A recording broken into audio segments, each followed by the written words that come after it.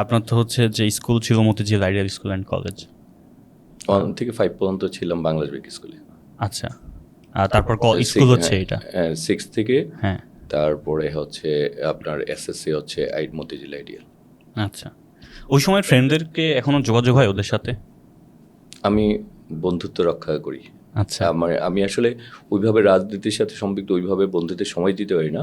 তবে যেটা হচ্ছে যে আমার বন্ধুকে কোনো আনুষ্ঠানিকতা থাকলে, দাওয়াত দিলে, তারপর বন্ধুরা অসুস্থ হলে, তারপরে বন্ধুদের কোনো অনুষ্ঠান থাকলে, বন্ধুরা কোনো বিপদে পড়লে, সেই যে সময়, সেই ব্যাপারে আমি সময়গুলি বের করে নিই।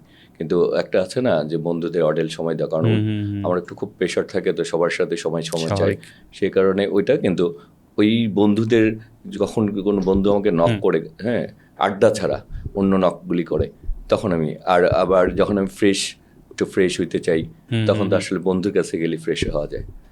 খুবই সুন্দর কথা বলছেন ভাই। আমি আমার লাইফে সবচেয়ে সুখে থাকি স্কুল ফ্রেন্ডদের সাথে।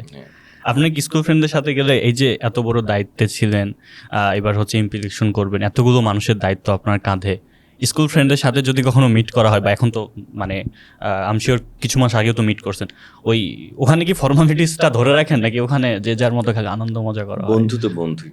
আমার বন্ধু হচ্ছে আমি আমার সব কিছু যার কাছে বলতে পারি, যেটা আমি আমার ওয়াইফের কাছে বলতে পারি না, অথবা আমার কারোর সাথে ভাগাভাগি করতে পারি না, আর সেটা আমি বন্ধুর সাথে পারি। বন্ধুর সাথে যদি আমি প্রাণ খুলে কথাই না বলতে পারি, আমার শেয়ারিংয়ের জায়গাটা নাই থাকে, তাহলে আমি তাকে বন্ধু হিসেবে কীভাবে মানবো?